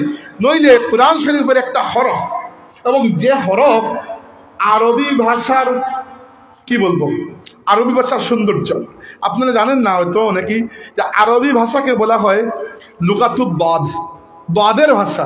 কারণ দাদ এমন একটা কঠিন হরফ, যে হরফটা পৃথিবীর অন্য কোনো বড় ল্যাঙ্গুয়েজের মধ্যে এইরকম কঠিন উচ্চারণ নাই। এবং বর্তমান পৃথিবীতে জিন্দা ভাষাগুলোর মধ্যে এমনও ভাষা আছে যে ভাষায় মাত্র কয়েকশো মানুষ কথা বলে, উপজাতি বা এরকম। কিন্তু আমি বলছি ইন্টারন্যাশনাল ল্যাঙ্গুয়েজ যেগুলো আছে, এর মধ্যে কোনো ল্যাঙ্গুয়েজে দাদ বা দাদের আশেপাশে এত কঠিন উচ্চারণ নাই, এরকম হরফই নাই। তাই আরবি ভাষার সৌন্দর্য হচ্ছে দাদ। আরবি ভাষার আরেকটা নাম হচ্ছে লুগাতুদ দাদ, দাদের ভাষা। আর এই দাদ হরফের উপর অনেক ইতরাজ ছিল উলামায়ে কেরামের মধ্যে এক দলের। তাই ফুলদুলি সাহেব রহমতুল্লাহি আলাইহি, যেহেতু তার উস্তাদ শেখ আহমদ হেজাজি মক্কি রহমতুল্লাহি আলাইহি তাকে কোরআন শরীফের সনদ দেওয়ার সময় বলেছিলেন, বাবা যা নিয়ে যাচ্ছ তা আমানত এবং আমানতকে রক্ষা করবে। এই আমানতের মধ্যে পুরো কুরআন নয়, একটি সূরা নয়, একটি আয়াত নয়, একটি শব্দ নয়, একটি হরফকেও ফুলতুলি সাহেব কিবলা মানুষের মুখে বিকৃত হতে হবে এরকম মেনে নেন নাই। এখন দেখেন, এখন দাদ নিয়ে আলোচনা করার দরকারই নাই, সমাজ পাল্টে গেছে, আলহামদুলিল্লাহ পাল্টে যায় নাই। এরপরে দেখেন মিলাদুন নবীর বিষয়টা নিয়ে চলে আসেন। মিলাদুন নবী কন্টেস্টেড বিষয়, আপনাদের মনে হতে পারে এটা ঝগড়ার বিষয়। আমার তো কোনোদিন ঝগড়ার বিষয় মনে হয় না, ঝগড়ার বিষয় নয়। হ্যাঁ, ঝগড়ার বিষয় তখন হবে যদি আপনি এটাকে ফরজ বানিয়ে দেন, যে মিলাদুন নবী পালন করবে সে কাফির, এরকম যদি কিছু বলে দেন দিলে তো সমস্যা, ঝগড়ার বিষয়। কিন্তু যারা জায়েজ বা মুস্তাহসান হিসাবে মাহফিলে মিলাদ পালন করেন, আমরা করি এবং গর্বের সাথে করি, এবং আলহামদুলিল্লাহ একটা জায়েজ বা মুস্তাহসান বিষয়ের জন্য যতটুকু দলিল লাগে অতটুকু দলিল আমাদের কাছেও আছে। কিন্তু ফুলতুলি সাহেব এখানে দলিল বা এগুলোর উপর মূলত ফোকাস করেন নাই, বা এরকমও করেন নাই যে অন্য দল করছে না আমি করি। কখনো তার টার্গেট এটা ছিল না। তার টার্গেট ছিল এটা যে মিলাদুন নবীর মাস বা মাহফিলে মিলাদুন নবী একটা উপলক্ষ, এই উপলক্ষকে কেন্দ্র করে আল্লাহর হাবিবের শান মানের আলোচনা হবে, আল্লাহর হাবিবের জীবন নিয়ে কথাবার্তা হবে, মাহফিল হবে, মানুষ জানবে। আর যত আল্লাহর রাসূলের নূর এই সমাজে ছড়িয়ে পড়বে, সমাজ তো আলোকিত হয়ে যাবে। মাহফিলে মিলাদুন নবীর পিছনে ফুলতুলি সাহেবের মূল টার্গেট ছিল এটা, এরকম না যে অমুক করতেছে না তো আমি করি। এই পেশালের মধ্যে ফুলতুলি সাহেব কখনো যান নাই। বরং আমরা দেখি বাংলাদেশের মধ্যে ইলমি এবং দ্বীনি খেদমতের লেভেলে ফুলতুলি সাহেবের মতো উদারতা কয়জন দেখাতে পেরেছেন? যখনই ইসলামের উপর নাস্তিক মুরতাদ বেঈমানদের তরফ থেকে আঘাত এসেছে, সমস্ত মাসলাকের উলামায়ে কেরামকে নিয়ে ফুলতুলি সাহেব সিলেটে আন্দোলন করেছেন কিনা মুরব্বিয়ানে কেরাম এটা সাক্ষী আছে। তো আল্লাহর রাসূলের শান মান ইজ্জত আজমতকে বাংলাভাষী মুসলমানদের কাছে মুখে মুখে অন্তরে অন্তরে পৌঁছে দেওয়ার যে একটা মহান খেদমত আল্লাহর ওলি আদায় করেছেন, এবং আল্লাহর হাবিবের শান মানের একজন পাহারাদার হয়ে তিনি সারা জীবন লড়াই করে গেছেন। এর জন্য ফুলতুলি সাহেবকে আমরা মুজাদ্দিদ বলতে পারি না? দুইটা গেল, 3 নম্বর আসুন, 4টা বলে শেষ করব। 3 নম্বরটা হচ্ছে যে ফুলতুলি সাহেব কিবলা রাহমাতুল্লাহ আলাইহি খুব স্পষ্ট করে সমাজকে দেখতে জানতেন। কারণ আমাদের সিলসিলার বুজুর্গানের মধ্যে সামাজিক রাজনৈতিক চিন্তার একটা বিষয় আমরা দেখতে পাই। শাহ ওলিউল্লাহ মুহাদ্দিস দেহলভী রাহমাতুল্লাহ এত বড় রাজনৈতিক চিন্তক ছিলেন, এত বড় সমাজ চিন্তক ছিলেন, এত বড় দার্শনিক ছিলেন। তাই আমাদের সিলসিলার মধ্যে এগুলো আছে আলহামদুলিল্লাহ। তো ফুলতুলি সাহেব রাহমাতুল্লাহি আলাইহি বুঝতে পেরেছেন যে দ্বীনের খেদমতের জন্য একটা জায়গায় গিয়ে খালি ওয়াজ করে আসাই শেষ কথা নয়। ওয়াজ খুবই ঠুনকো বিষয়, আজ মানুষ শুনবে কালকে তো ভুলে যাবে। কিন্তু একটা অনাবাদী জায়গায় গিয়ে প্রথমে মসজিদ, সাথে বক্তব্য, এরপরে আস্তে আস্তে ছোটখাটো হিফজ মাদ্রাসা থেকে দাখিল মাদ্রাসা থেকে আলিম ফাজিল কামিল হয়ে এই মাদ্রাসা যখন এক একটা এলাকায় প্রতিষ্ঠা হয়েছে, এক একটা এলাকা এক একটা মাদ্রাসার মাধ্যমে আবাদ হয়ে গেছে। আপনি দেখেন ফুলতলি সাহেবের মাধ্যমে অন্তত পক্ষে ওই দিন ফুলতলিতেও তো শাহ সাহেব বললেন যে সংখ্যাগুলো আমি ভুলে গেছি, এই মুহূর্তে মনে পড়ছে না, সিলেট বিভাগে অন্তত পক্ষে 370 থেকে 400 বা 450 মতো মাদ্রাসা, যেগুলো উচ্চ মাদ্রাসা, এমন নয় যে প্রাইমারি মাদ্রাসা, উচ্চ মাদ্রাসা, এই সিলসিলার এই ফুলতলি সাহেবের মুরিদিন মুহিব্বিনদের মাধ্যমে আজ জিন্দা আছে আলহামদুলিল্লাহ। আজকের এই যুগে ইলম শূন্যতা, আমল শূন্যতা, আখলাক শূন্যতা, ইমান শূন্যতার দিকে আমরা যাচ্ছি।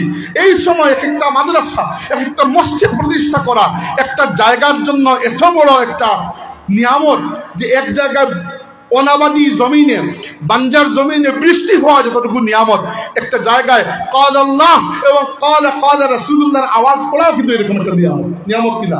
এবং ফুলতলি সাহেব রহমতুল্লাহ এই দিনের খেদমতের এই দূরদর্শী চিন্তা করেছিলেন। দারুল কিরাত এছাড়া ফুলতলি সাহেব কয়েকটি মাদ্রাসা প্রতিষ্ঠা করেছেন, আমার কাছে তো হিসাব নেই, আপনি একবার খুঁজে দেখতে পারেন, আমার মনে হয় 100-500 কম হবে না ইনশাল্লাহ।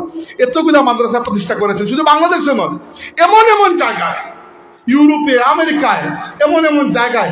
এবং এই যে চারাগাছ তিনি রোপণ করে গিয়েছিলেন, ওই চারাগাছ শুকিয়ে যায় নাই, আজ ওই চারাগাছ বটগাছে পরিণত হয়েছে। ইউরোপের বিভিন্ন জায়গায় আমাদের ভাইয়েরা, আমাদের সিলসিলার ভাইয়েরা, শায়খুল্লাহর মুরিদিন মুহিব্বিনরা গিয়ে মসজিদ প্রতিষ্ঠা করেছেন, দারুল কিরাত প্রতিষ্ঠা করেছেন। এবং এক একটি মসজিদ ওই কুফফারদের ভূমিতে এক একটা বিশাল বিশাল বড় বড় শহরকে আবাদ করে রেখেছে। বিভিন্ন জায়গায় দারুল কিরাত আছে, উদাহরণস্বরূপ আমি ইতালি, ফ্রান্স বা স্পেনের কথা বলতে পারেন। দারুল কিরাত তো আছে মূল শহরে, রাজধানীতে, কিন্তু অন্যান্য শহর থেকে যখন সামারে, তাদের তো সামারে ছুটি থাকে 1.5 মাসের মতো বা একটু বেশি হতে পারে, 6 সপ্তাহের মতো, সামারে যখন দারুল কিরাতের কোর্স হয়, তখন অন্যান্য শহর থেকে মা বাবারা বাচ্চাদেরকে দারুল কিরাতে পড়ানোর জন্য যে জায়গায় দারুল কিরাত ওই শহরে আসেন 1.5 মাসের জন্য একটা বাসা ভাড়া করেন। আমি এরকম বাচ্চা দেখেছি, পাকিস্তানি বাচ্চা, শ্রীলঙ্কার বাচ্চা, বাংলাদেশি বাচ্চা, ইন্ডিয়ান বাচ্চা, ফ্রেঞ্চ বাচ্চা, এরা দারুল কিরাতে এসে ভর্তি হয়েছে। তো এই যে খেদমত দেখেন, একটা মসজিদ, মুসলমানের সমাজ মসজিদ মাদ্রাসা ছাড়া কি কল্পনা করা যায়? মসজিদ মাদ্রাসা ছাড়া আপনি সমাজ টিকাতে পারবেন কোনো জায়গায়? পারবেন না। এই জন্য 10টা মাহফিল, 15টা মাহফিল, 20টা মাহফিল, মাহফিলের পরে মাহফিল, একটা এলাকায় এত মাহফিল, তার চেয়ে বরং এলাকার মসজিদ মাদ্রাসাগুলোর দিকে বেশি করে আপনারা ফোকাস করুন। দেখেন, ইসলামী শিক্ষার প্রতি এই রাষ্ট্র এতটা যত্নবান নয়, কিন্তু খালি আওয়ামী লীগ সরকার নয়, যে সরকারই আসুক ইসলামী শিক্ষার প্রতি সবার একটা নাক ছিটকানোর ভাব থাকে না, একটা সবসময় ছিল। একেবারে কুদরতি খুদা শিক্ষা কমিশন শেখ মুজিবের সময় থেকে শুরু করে আজকের দিন পর্যন্ত ইসলামী শিক্ষার খুব পরম বন্ধু কাউকেই পাই নাই। 2-1 হয়তো 2-1টা সময় চেষ্টা করেছিলেন ব্যক্তিগতভাবে, নইলে ইসলামী শিক্ষাকে এই দেশের আলিম উলামা নিজের ঘাম রক্ত এক করে এগিয়ে দিয়ে গেছেন। এই দেশে স্কুল, কলেজ, বিশ্ববিদ্যালয় যতটুকু সরকারি রাষ্ট্রীয় পৃষ্ঠপোষকতা পায়, মাদ্রাসা কি এরকম পায়? কখনো পায় না। তো মাদ্রাসাগুলো কিন্তু আমরাই চালাই, আমাদের ভাইয়েরাই তো চালান। আর আজকের যুগে আমি কোনো জায়গায় শুনি যে ভাই, আমি আপনার ক্লাসমেট বুরকির বড় হুজুরের কাছে একসাথে দাওরা দিয়েছিলাম, এখন কি করেন যে এখন একটা মাদ্রাসা আমরা প্রতিষ্ঠা করেছি। এত খুশি লাগে শোনার পরে যে আলহামদুলিল্লাহ, একটা মানে আপনি একটা মাদ্রাসা প্রতিষ্ঠা করেন নাই, আপনি কয়েকটা প্রজন্মকে আলোকিত করার ব্যবস্থা করে দিয়েছেন। তো এই জায়গায় আমি মানে অন্য অনেক মুজাদ্দিদদের সাথে ফুলতলি সাহেবকে এই জায়গায় মুজাদ্দিদ মনে করতে চাই যে ইসলামের খেদমত তিনি শুধুমাত্র একটা মাঠে গিয়ে চিৎকার করে আর নিজের নাম শহরত ফুটিয়ে বাড়িতে জিন্দাবাদ নিয়ে বসে থাকেন নাই। যে জায়গায় গিয়েছেন, এখন তো রাস্তাঘাট ভালো হয়েছে, আমরা কোনো জায়গায় মাহফিলে যাই, যত রাত হোক বাড়িতে ফিরে যাই বা বাসায় ফিরে যাই। ফুলতলি সাহেব তো এসে থাকছেন বিভিন্ন জায়গায়, থাকছেন না?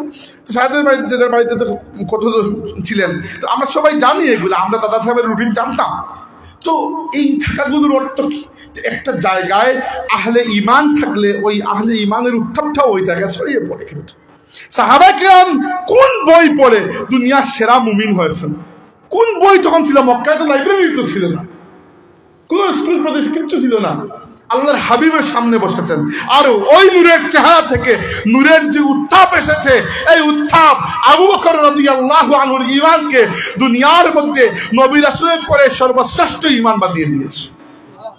এইভাবে আহলে ঈমান যারা, আল্লাহর ওলি যারা, এরা বিভিন্ন জায়গাকে আবাদ করেছেন। তো ফুলতুল সাহেবের এই একটা খেদমত আমার কাছে অবিস্মরণীয়, যে এত প্রতিষ্ঠান তিনি তৈরি করেছেন, যে প্রতিষ্ঠানগুলো থেকে হাজার নয়, এখন পর্যন্ত হিসাব করলে লক্ষ মানুষ আল্লাহর দিন থেকে বেরিয়ে গেছে। কে কতটুকু কাজে লেগেছে ভিন্ন কথা, কিন্তু ফুলতুল সাহেবের এই চেষ্টাকে আল্লাহ যেন কবুল করে, আমরা বলি আমিন। এই 3 নম্বর খেদমত। 4 নম্বর খেদমত হচ্ছে তাসাউফের এবং তাসাউফের সাথে জড়িত খেদমতে খালকের খেদমত, খেদমতে খালকের কার্যক্রম। তাসাউফ আসলে কি? দেখেন, আমি তাসাউফ সম্পর্কে পড়ালেখা এত গভীর না আমার, এই জন্য নর্মালি আমি তাসাউফ সম্পর্কে কথাবার্তা বলতে ভয় পাই, কারণ আমার পড়ালেখা খুবই অগভীর। আর আমি চেষ্টা করি কখনো কোনো বিষয় সম্পর্কে ভালো করে না পড়ে আমি আলতু ফালতু কথা বলা থেকে বেঁচে থাকার চেষ্টা করি। এখনো পর্যন্ত কখনো এরকম হয় নাই যে একেবারে ধারণার ভিত্তিতে কথা বলেছি। কিন্তু তাসাউফ সম্পর্কে যতটুকু আমরা জানি এবং বুঝি, তাসাউফ বা তাজকিয়া হচ্ছে মানুষের অন্তরাত্মাকে পাক পবিত্র করা। কারণ দুনিয়ার হিরস, দুনিয়ার লোভ, দুনিয়ার হাসাদ, কিবির এবং মিথ্যা আল্লাহর মারিফতকে যখন নিচে ফেলে দেয় আর দুনিয়ার মহব্বতকে উপরে ফেলে দেয়, তখন তাজকিয়া নফস বা তাসাউফ কাজে লাগে। কি জন্য? যে মানুষকে দুনিয়ার মহব্বত থেকে দূরে সরিয়ে আল্লাহর মহব্বতের দিকে নিয়ে যাওয়ার জন্য। এটাই তাসাউফের 2 নম্বর একটা বিষয় হচ্ছে আখলাকের পরিশুদ্ধি। আখলাকের পরিশুদ্ধি জরুরি নয়। আল্লাহর রাসূল সাল্লাল্লাহু আলাইহি ওয়াসাল্লামের হাদিস রয়েছে যে সেই মুমিনের ঈমান কামিল হয়েছে যে মুমিনের আখলাক সবচেয়ে সুন্দর। রাসূল সাল্লাল্লাহু আলাইহি ওয়াসাল্লাম বলেছেন, আনা যাঈমুম বিবাইতিন ফি রাবাদিল জান্নাতি লিমান তারাকাল মিরাআ ওয়া ইন কানা মুহিক্কান ওয়া বিবাইতিন ফি ওয়াসাতিল জান্নাতি লিমান তারাকাল কাযিবা ওয়া ইন কানা মাযিহান ওয়া বিবাইতিন ফি আ'লাল জান্নাতি লিমান হাসানা খুলুকাহু। যে ব্যক্তি নিজে হক থাকার পরও তর্ক বিতর্ক করা বাদ দিল, অযথা ঝগড়া করা বাদ দিল, আমি নবী জান্নাতের আঙ্গিনায় তার জন্য একটা ঘরের জিম্মাদারি নিয়ে নিলাম। যে ব্যক্তি কৌতুক করার সময়ও মিথ্যা বলল না, কৌতুকের সময় এমনিতে তো বলে না, এমনকি কৌতুক করার সময়ও মিথ্যা পরিহার করে, আমি নবী জান্নাতের ঠিক মধ্যখানে তার জন্য একটা ঘরের জিম্মাদারি নিয়ে নিলাম। আর যে ব্যক্তি তার আখলাককে সুন্দর করেছে, আমি তার জন্য জান্নাতের সর্বোচ্চ মাকাম একটা ঘরের জিম্মাদারি নিয়ে নিলাম।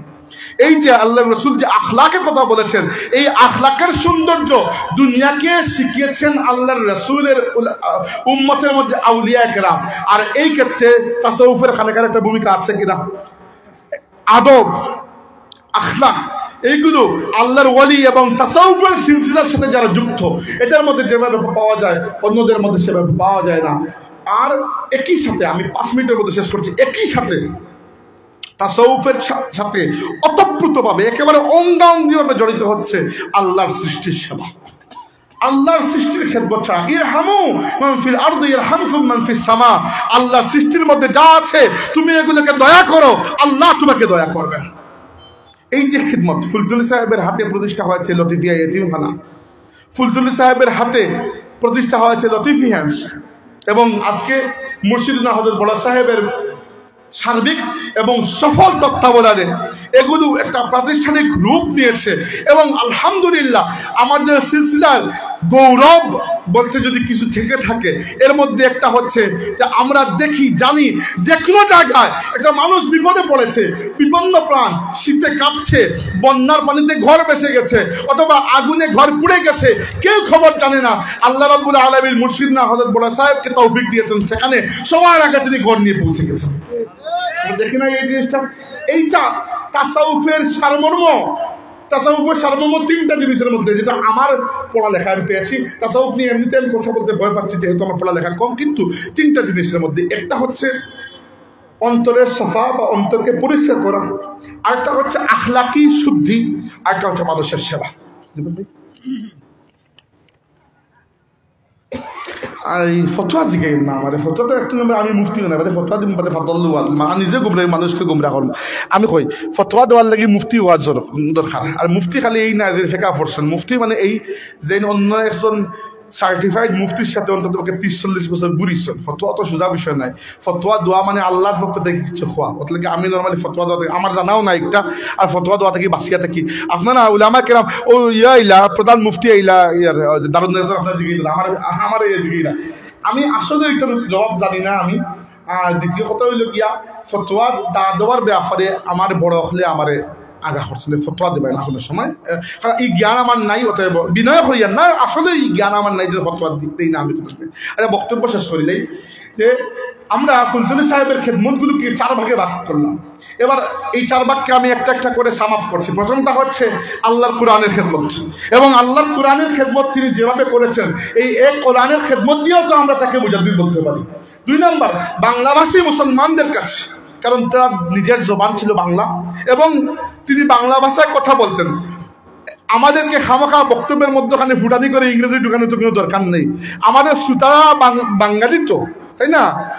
আমি মাঝে মধ্যে আরবি বাক্য বলি, ওই বাক্যগুলো আমার বানানো নয়, হয় কোরআনের আয়াত নইলে আল্লাহর রাসূলের হাদিস। এগুলো এজন্য বলি, বাংলা বললেও আপনি বুঝবেন, বা বাংলাতে আপনাকে অনুবাদ করতে হবে আমার, নাহলে তো বেশিরভাগ শ্রোতা বুঝবে না। আমি পড়ি কারণ আল্লাহর নবীর এক্সাক্ট শব্দটা পড়লে একটু বরকত পাবো, এই জন্য পড়ি। হ্যাঁ, আমি বিদেশি থাকি হিসাবে মাঝে মধ্যে ইংরেজি শব্দ চলে আসে মুখ দিয়ে, কিন্তু এগুলা পরিহার করা উচিত। আন্দাজি ইংরেজি বলে বলে হুদাই আমরা বক্তব্য বা ওয়াজ মাহফিলকে শ্রোতার আলোকে বয়ান করতে চাইব। বুঝতে পেরেছেন? একই একটা বিষয়, শ্রোতা যেরকম আমার শ্রোতা সব বাংলাদেশি, আমি এখানে ইংরেজি বলে তো লাভ নেই। আর দ্বিতীয় কথা হচ্ছে আরেকটা বিষয় আপনাদের কাছে আমি অনুরোধ করছি, এটা বর্তমান সময় দেখা যায়, আমি সহ কোনো বক্তার বক্তব্যকে আপনারা যখন কাট করবেন তখন এমন জায়গায় কাট করবেন না যেখানে একটা বিভ্রান্তির সৃষ্টি হয়। কারণ আপনি যখন উইদাউট এনি কনটেক্সট কাট করবেন তখন আপনি আপনার নিজের লুকমাকে বক্তার মুখে তুলে দিচ্ছেন, এমন মনে হবে। আমি আপনাকে একটা কথা বলি, তুলনা দিচ্ছি না, আল্লাহ মাফ করুক, একটা কথা বলি। কুরআন শরীফের মধ্যে আল্লাহ রাব্বুল আলামিন বলেছেন, লাকাদ কাফারাল্লাযীনা ক্বালু ইন্নাল্লাহা হুয়াল মাসীহ ইবনু মারইয়াম। তারা কুফরি করেছে যারা বলে আল্লাহ হচ্ছেন ঈসা ইবনে মারইয়াম। কারা বলে? খ্রিস্টানরা বলে। তো আল্লাহ কি বলেছেন? যে তারা কুফরি করেছে যারা এই কথা বলেছে যে আল্লাহ হচ্ছেন ঈসা ইবনে মারইয়াম। এবার আপনি আগের টুকরা কেটে দিলেন, আমি যে এই বললাম আপনি আগের টুকরা কেটে দিলেন, তো আগের টুকরা কাটলে কি হবে? মানুষ বুঝবে আমি বলছি যে আল্লাহ হচ্ছেন ঈসা ইবনে মারইয়াম। আমার আকীদা কোন জায়গায় গেল? বুঝতে পেরেছেন? এমনকি কোরআনের আয়াত যদি আপনি মধ্যখান থেকে কাটেন, মানুষ মিসগাইডেড হওয়ার সম্ভাবনা আছে। আর মানুষের কথা তো মুখ দিয়ে কখনো স্লিপ অফ টাংও হয়ে যায়, আমাদের জিহ্বা কখনো বা আমাদের মাইন্ড কখনো অ্যাপ্রোপ্রিয়েট শব্দ খুঁজে পায় না, হয় না এরকম? ভাই রে, বক্তব্য তো একটা সহজ বিষয় না। আসেন আমার জায়গায়, প্রত্যেকদিন 3টা মাহফিল করেন আর অনবরত কথা বলে যান, শব্দই মাঝে মধ্যে খুঁজে পাওয়া যায় না, মাঝে মধ্যে প্রপার শব্দ খুঁজে পাওয়া যায় না, এগুলো হয়। তো এই বিষয়টা আমানতদারি দায়িত্ব হচ্ছে আমাদের সেই ভাইদের যারা এডিটর এবং কাট পিস করেন। আমি এখানে টেলিভিশন বা ক্যামেরা এগুলো দোষ দিচ্ছে না, তাদের কাজ তো রেকর্ড করা, কিন্তু যারা তাদের পুরো 54-55 মিনিটের রেকর্ডকে ছোটো করতে করতে নিজের মতলব অনুযায়ী এদিক থেকে কেটে ওদিক থেকে কেটে টুকরা করে লাগিয়ে দেন, ওইটা একজন আলিমের জন্য কিন্তু সাজে না, ওইটা সমাজের মধ্যে একটা অশান্তি সৃষ্টি করে। এবং আমি কোনো একটা বিশেষ জিনিসের প্রতি ইঙ্গিত করতে চাইছি না, আমার জীবনেও এইরকম অভিজ্ঞতার শিকার আমি হয়েছি। এবং এখানে দোষ মুঠেও এই সকল ক্যামেরার নয়, তারা কিন্তু ঠিকই 1 ঘন্টার বক্তব্য রেকর্ড করছে এবং ইউটিউবে ঢুকে তারা আপনি আমার নাম লিখে সার্চ দিলে এরও ভিডিও পাবেন, ওরও ভিডিও পাবেন, কিন্তু 1 ঘন্টার। কিন্তু যারা নিজের মতলব আদায় করার জন্য 1 ঘন্টার পুরো ভিডিওকে 1.5 মিনিটের মধ্যে কাট করে নিয়ে আসছেন, তারা কিন্তু খেয়ানত করলে আল্লাহর কাছে ধরা খাবেন। কারণ সমাজে আপনি ফিতনা অশান্তি সৃষ্টি করছেন, এটা কখনো করবেন না। একজন বক্তার একটা কথার অর্ধেকটা আপনি নিয়ে নিলেন, এটা কি জন্য? মানে এটা কিরকম অর্থ দিল? আমি যদি কোনো কথা বলি তাইলে এই কথা নিশ্চয়ই এই মুহূর্ত থেকে শুরু হয় নাই, আর শুরু হয়েছে 2 মিনিট আগ থেকে, আপনি এই মুহূর্ত থেকে কাটছেন। অর্থাৎ আমি কুরআন শরীফের আয়াত পড়ছি, উদাহরণস্বরূপ আমি বলছি লাকাদ কাফারাল্লাযীনা ক্বালু ইন্নাল্লাহা হুয়াল মাসীহ ইবনু মারইয়াম। তারা কুফরি করেছে যারা বলেছে আল্লাহ হচ্ছেন ঈসা ইবনে মারইয়াম। এই টুকরাকে আপনি নিলেন, মধ্যখান থেকে কেটে দিলেন, কি হবে? আপনি নিচে দিলেন যে মাজান ভাই বলেছেন আল্লাহ হচ্ছেন ঈসা ইবনে মারইয়াম, নাউজুবিল্লাহ। কোন জায়গায় চলে গেলে আমার আকীদা ঈমান কুফর, মানে মানুষ তো আমাকে কাফির বলে এবং কাফির বলা উচিত এতটুকুতে, কিন্তু আমি তো পুরো আয়াত বলেছি, আপনি কেটে দিয়েছেন। আমি একটা উদাহরণ দিলাম, এই বিষয়ে সতর্ক থাকবেন। আর আল্লাহ রাব্বুল আলামিন যে সিলসিলার মধ্যে আমাদেরকে রেখেছেন, ওই সিলসিলায় আল্লাহর মহান ওলিরা খেদমত করে গেছেন, তাদের খেদমতের উত্তরাধিকারী হিসাবে আল্লাহ আমাদেরকেও কবুল করুন। আমরা বলি আমিন। ওয়া আখিরু দাওয়ানা আলহামদুলিল্লাহি রাব্বিল আলামিন। দুরূদ শরীফ পড়ুন। আপনাদের বক্তা এখনো রয়ে গেছেন, পরে বক্তব্য দিয়ে আখিরি মুনাজাত করবেন। আমি সংক্ষিপ্ত দোয়া করে শেষ করছি। সাল্লাল্লাহু আলা সাইয়্যিদিনা ওয়া মাওলানা মুহাম্মদ ওয়া আলা আলিহি ওয়া আসহাবিহি ওয়াসাল্লাম। আল্লাহুম্মা আমিন। আলহামদুলিল্লাহি রাব্বিল আলামিন والصلاة والسلام على سيد المرسلين وعلى آله وصحبه أجمعين. ربنا تقبل منا إنك أنت السميع العليم وتب علينا يا مولانا إنك أنت التواب الرحيم. الله يتوب محفل يا আমরা তোমার কাছে হাত পাতাইছি মোলা, আমরা গুনার দিকে না চাইয়া তোমার এতগুলো বান্দার হাতের দিকে তাকাও, আমরা মাফ করে দাও, আমরা জিন্দা মুর্দা মা বাবারে মাফ করে দাও। আল্লাহ আল্লাহ এই মাহফিলও শরীক হয়েছেন বহুত মানুষ, আল্লাহ প্রত্যেককে পাক মদিনার মেহমান বানাও, হজ্জে মাবরুর জিয়ারতে মকবুল নসিব করো। আল্লাহ আমরা বেমারি হলে শিফা দান করো, অভাবী হলে অভাবরে দূর করে দাও। বহুত মানুষ আছেন পেরেশানির মাঝে, পারিবারিক হারদে বহুত মুসিবতের মাঝে আসেন, আল্লাহ মুসিবত যাদা হলে মুসিবত থেকে উদ্ধার করো। রব্বে কারিম তোমার কাছে ভিক্ষা চাই, দুনিয়ায় তো বেইজ্জত করিও না, হাসরের ময়দানে শর্মিন্দা করিও না। আমরা যতদিন দুনিয়াতে হায়াতে রাখো ইসলামের উপরে রাখিও, আর যখন মৌত হয় তখন ঈমানের উপরে আমরা খাতিমা বিল খায়র নসিব করিও। আল্লাহ হাসরের ময়দান তোমার হাবিবর শাফাআত আমরা নসিব করিও। রব্বে কারিম ভিক্ষা চাই, যত মানুষের যত নিয়তে এই মাহফিলে দান খয়রাত করছেন, তোর বান্দা হলেন নেক নিয়ত তুমি কবুল ফরমাও। রব্বে কারিম এই মুহূর্তে যার দিলের ভিতরে যে নেক আশা আইতে আছে, আল্লাহ তুমি কবুল করে দাও। আল্লাহ হযরত ফুলতুরি সাহেব রাহমাতুল্লাহ আলাইহি আমার খেদমত থেকে কিয়ামত পর্যন্ত তারাক্কির সাথে জারি রাখো মওলা বিফadli সুবহান রাব্বিকা।